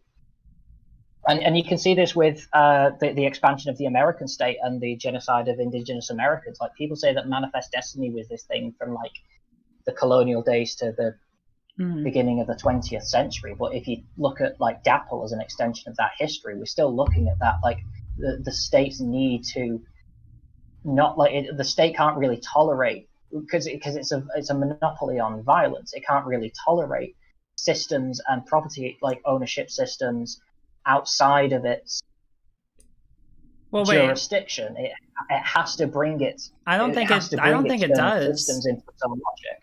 I don't think it necessarily. And that requires a lot of money. Like, sorry. I don't think it necessarily does. Like, there's not a requirement that a state have jurisdiction over every single aspect of its conglomerate or the things that comprise of it, right? Like, a state can delegate, like in this case, the United States, like it can delegate authority to other groups or people if it wants to, you know? It can delegate, but it can't give sovereignty. I'm trying to think about this. We talked about this in property, right? Because, I mean, like, I think that there is to some degree that you're right on there. Like, you know, there is this question in law, like, because like the state does have, I'm trying to remember. Hold on, let me pull up violence. Well, no, it's not that. I'm talking about like, let me pull up my property outline. Final property outline. All right, acquisition by find. Where is it? Here, I'll pull this up. Here you go, fam. Here's the entirety of my semester on property. Hooray! You don't have to pay for legal education. Hooray! Congratulations. yada yada yada. This is like piracy. I'm not. I mean, like, I've written all of it out, right? Like, this is all. I'm just a very studious person. Let's see. First possession, acquisition by find. Where is this? It might have to do with. Okay, so we can talk about acquisition by find, right? I must not have. I mean, like, this is basically how the law is manifested today, right? So baked into the law, there is this idea called acquisition by find, right? And it has to go with it's brought into deeper into this idea of first possession, right? How do we determine who owns a thing? And basically, way back at the founding of our country, like acquisition by it would be acquisition by discovery. Specifically entails the sighting or quote-unquote finding hitherto unknown or uncharted territory. It is frequently accompanied by a landing and the symbolic taking of possession, and acts that give rise to an inchoate title that one must view subsequently be perfected within a reasonable time by settling in and making effective occupation. So a couple things about this, right? This is widely regarded as like the largest like sin of property law, and our professor was actually pretty candid about it, because what it does is it assumes, because this is basically like how the US got all of its rights, like all of its property rights in the beginning, right? Like, because the US government would have to give authority, and usually people would get the authority by buying the authority to be able to settle on specific parcels of land or be able to go and explore parts of the land, right? Like, they had to get that authority from the government. And so the way that the government justified it was saying that, well, we have acquisition by discovery. We have the authority to give other people the right, if they pay for it, if we give it to them for whatever reason, because we discovered it. And this kind of assumes that the land was not discovered before. And so really, if we were to like quite literally follow the letter of the law, then we don't really have like any right to be here because the land was already discovered before we got here. Or I mean, like, technically, like, I think that there are some treaties that we basically like tricked Native Americans into signing a while ago that kind of got around that. Because they eventually realized, like, oh shit, we have this like very early legal precedent that really says we aren't allowed to be here whatsoever. But I mean, like, I do agree that like the powers, like the way that we got to where we are is pretty shitty. Is pretty shitty, all things considered. Because if we actually followed our law, then like, at least based on this very, very early precedent, then like it did belong to Native Americans, right? It did. We quote unquote heavy quote unquote discovered it, which really meant just stealing it from the people who are already here. So no, like Or sorry, go on. Thank you for that. Exactly. Yeah, I think the fundamental clash that we're having here when it comes to like debating these kind of systems, when it comes to states and laws and private property and capitalism and things like that, is, for me, the historic record of these countries. I mean, like, both of us can agree the historic record of both of our countries and the expansion of capitalism from Europe has generally been a bad thing. I'm not sure about the second part of that, but colonization and slavery, and I can agree to those things, right? I don't want to just categorically write off like all of the things that came with capitalism, because I mean, like, there have been some benefits, right? But like, not being like a feudal serf is pretty nice. Exactly, right? Like, there are benefits to be brought with it. Now, like the problems of like slavery, especially like issues of poverty, or like, you know, the problems that you described specifically, I agree with that. And I agree that like the founding of the nation definitely came on issues. I suppose that where I'm coming from, and I don't know, this is where you were going, was that like I do fundamentally believe that like even if the nation did not have the greatest origins, I do believe that it has tools, that we have tools available to us to reform it in such a way where it can be able to account for some of its sins of the past and actually be able to serve the interests that we want it to serve today. That's basically my position, pursuant to the previous discussion we've had on like electoralism and like bringing in people who represent your interests and yada yada yada. And I'm not sure if you were saying that you fundamentally don't see this as possible, but like, you know, you can say more if you want.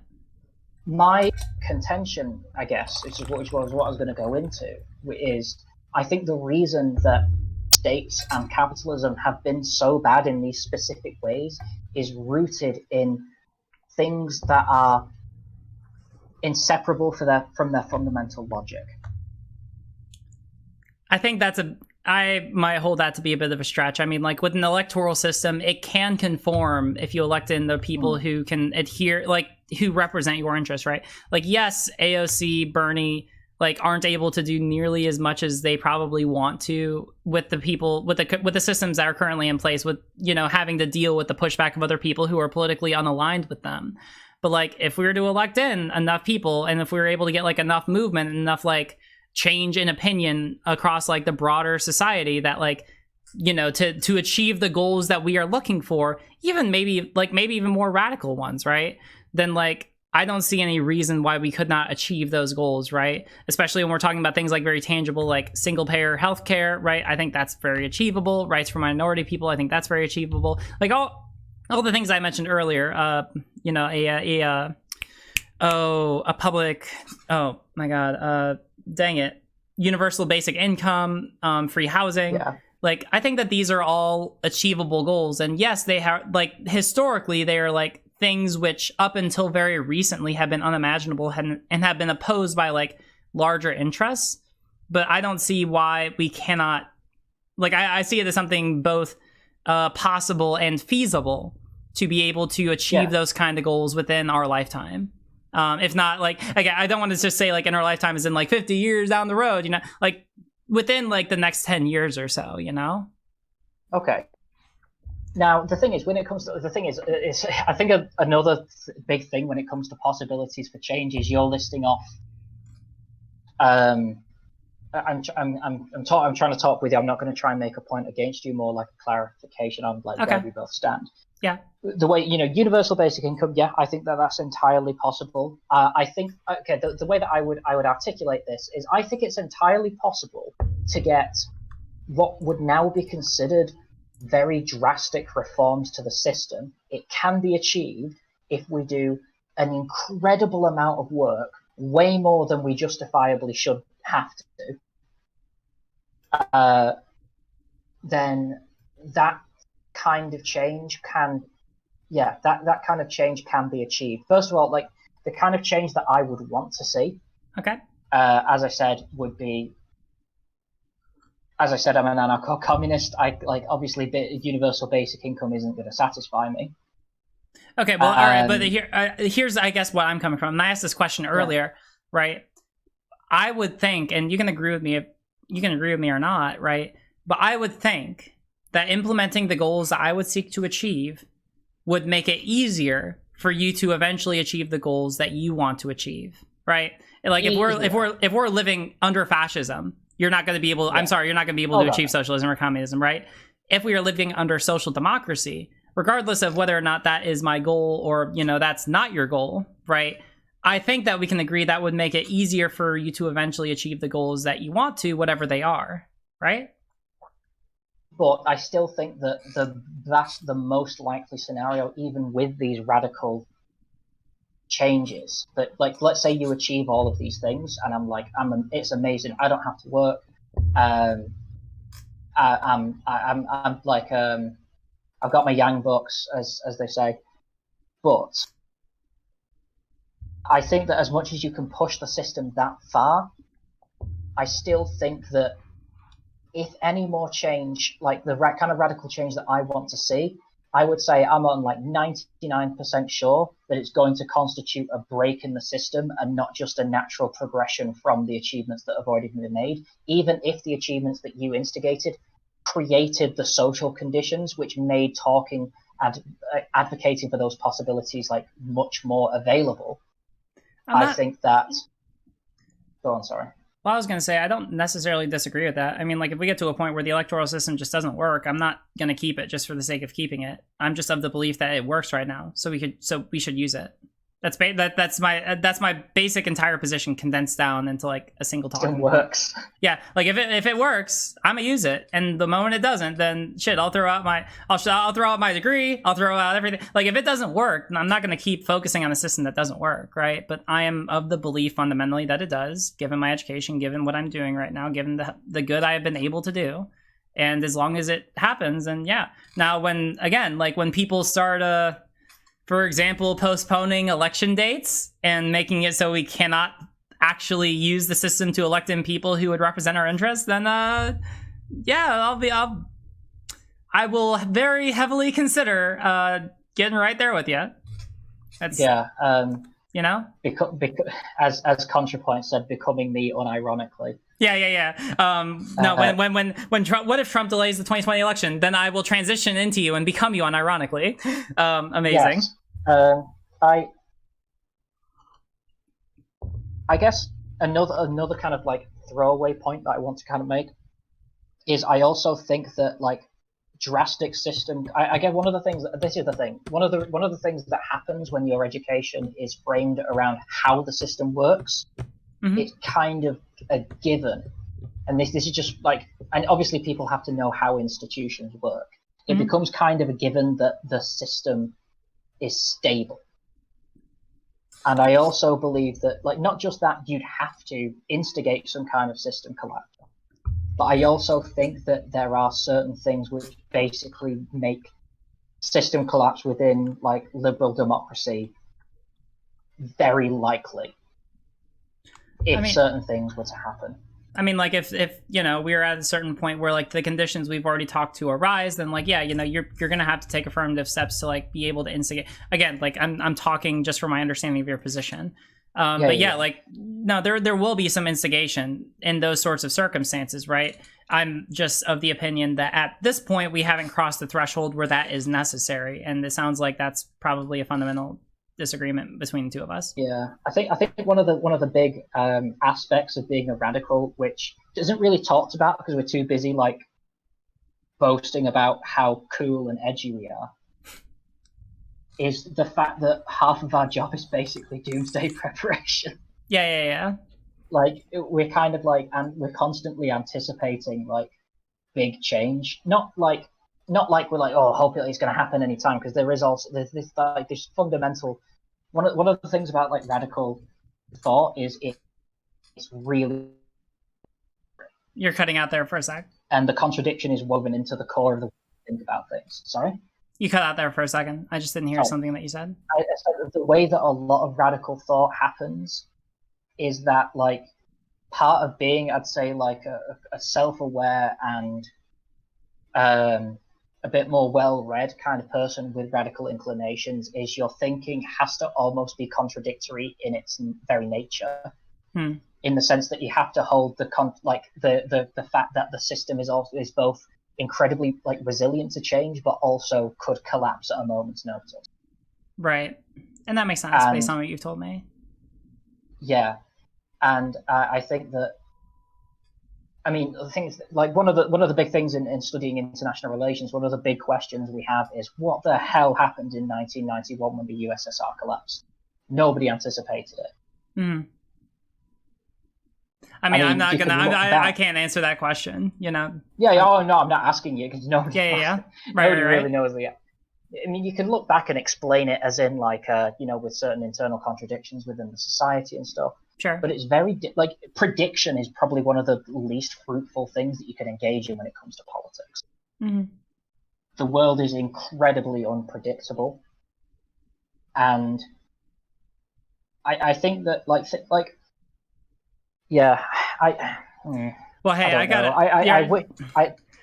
You're all sorry. good. I mean, like I gotta use the restroom here in a bit, so it might be a good time to start wrapping up if you want to start finishing that thought, but I feel like we're probably pretty close to approaching like a natural conclusion. Yeah, that makes sense. God, I don't know. Yeah, I guess.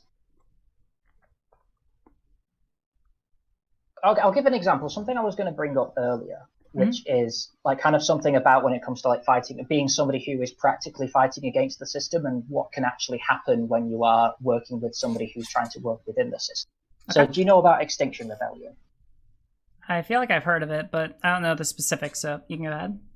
They're a liberal direct action group that basically is fighting against climate change. They do direct action, but the direct action is aims at getting like parliamentary reform. Okay. So they're they're kind of they don't really neatly fit into like definitions that moderates and radicals have for like how they identify. Mm-hmm. Problem is, because their goals are so within the system, it has certain implications for how you're able to organize, which are like, depending on how you look at it, will either help them or really hurt them. Okay. So one of the big things that like causes huge problems between like the group that I do a lot of work with, the Industrial Workers of the World, which is a industrialist trade union, anarcho-syndicalist, all that cool stuff. Anyway, we work with like we obviously support things like migrant workers and stuff like that. But if we were to work with Extinction Rebellion, they're doing a lot of direct action. The problem is they keep on trying to get all pally-pally with the police. And we're trying to help people who may or may not be here, like, you know, have like visas and stuff like that. So if we're organizing with them, they will then collaborate with the police and basically hand over illegal migrants to, you know, well, our equivalent of ICE. Mm-hmm. And when you're working within the system, you've always got to consider the kind of people who are so outside of the current system that basically working within it is going to be throwing them under the bus, whether it's worth it. When it comes to certain like short-term pragmatic change, I can understand what, but I think and I'm not just using it as like an emotional kind of like how dare you, whatever. That is the fundamental. I feel like when it comes to organizing, that is the fundamental strategic decision that you have to make, and that's one of the reasons why like working with radicals and working with moderates is like trying to get an agreement is so worrying, because you could be the best person in the world, but if you want to keep your job, you've got to do certain things which are going, like, you know, you always talk about like you have professional obligations. So that becomes. Or not you personally, but anybody who has a certain institutional position. There's just certain things that you basically have to do in order to keep that position. And I don't know whether that's a non sequitur, but I feel like that's a really important point to make when it comes to like radical activity and non-radical activity. Because those people who you're handing over to immigration may be really useful to the movement. It really depends on what you think is more useful, the state or the people who are so marginal to the state that like basically working with them makes you an illegal organization. So what I'm going to say, and I'm going to be very careful with my wording, all right? Yes. So understand, just with that caveat. Yes, of course.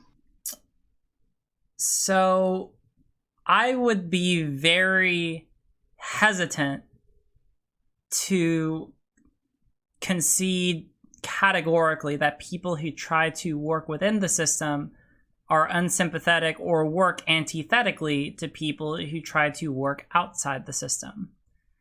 I think that they're unsympathetic. Well, I mean, even that they'll do things that they'll take actions like what you described, which are antithetical, like reporting them to the police. I remember hearing vaguely. I've heard some rumors that, you know, for example, with the BLM marches, right? That there were some people, maybe people, you know, who had some sort of legal background, who marched. And again, the rumor mill is that they saw some people spray painting and committing acts of vandalism by spray painting like Black Lives Matter, ACAB, and similar epithets.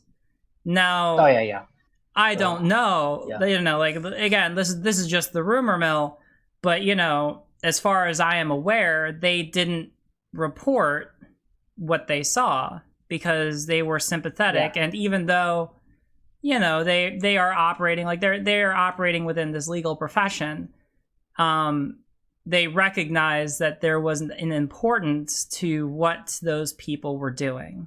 Does that make sense? Am I making sense? Again, this is all rumor mill stuff. You are making sense. I guess what I'm saying, and I'm not saying like, oh, people who are like SOC dems or whatever are just going to be like, hello, officer, I'd like to report a crime. Although many of them do. It's more the fact that there's an incredibly strong carrot and stick, kind of both an incredibly strong incentive and an incredibly strong kind of like punishment if you don't.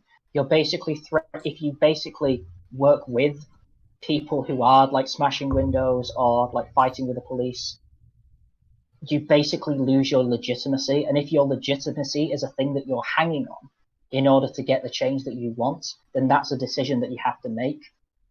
And that means sometimes having to make that. And I'm not talking about this as if it's not a difficult decision on the consciousnesses of the individuals who would have to do that or have to let that happen.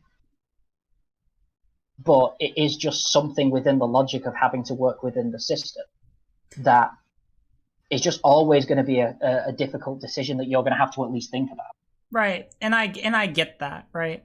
I'm not disagreeing that is something that people have to consider based on, where society is at and what affords them legitimacy and what have you, right? I'm not disagreeing with that.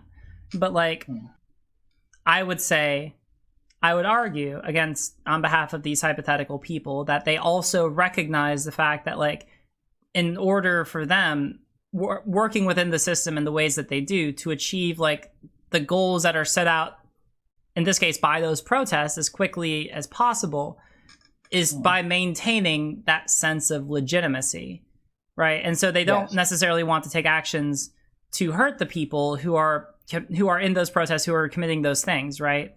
But they also want to make sure that they're walking a very careful line so that they don't end up compromising their ability to help within that system.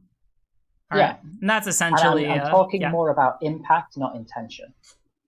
Yeah, but I understand where you're coming from. I think that's a valid criticism. That seems to be a good description of what certain people have to do in order to achieve political change. Yeah, and sometimes that can, and I said that sometimes that can actually massively interfere with something which could actually be very strategically helpful if you were to be willing to think outside of the system. Like the fact that a lot of the Extinction Rebellion movement is very white, is very middle class. And because they're trying to pally up to the state and the kind of like class interests which generally are supported within the state, ignoring things like people in the third world, indigenous communities. Obviously, when we're talking about immigration, this is going to affect people of color like massively, disproportionately more. And this is the thing that is strategically So, can you? I'm sorry. Can you start like summarizing? I really, I'm about to like my bladder's about to blow. I'm sorry. Yeah, but I can't. Yeah, but as I said, like maybe hopefully the audience would be able to consider like change outside of the system. I don't really do summaries. I'm sorry, but thank you for having me. No problem. And mind you, and I'll say this one more time. Like I'm not necessarily against change outside of the system. My position is just, why not both, right? That's essentially it's the meme. It's the one Spanish girl meme. It's like, why not both, right? Is essentially. I agree. Yeah, both is good. Both is good. All right. Well, hey, thank you for coming on. And this was a really good discussion. I really enjoyed it. All right. Thank you very much. All right. Bye. Bye.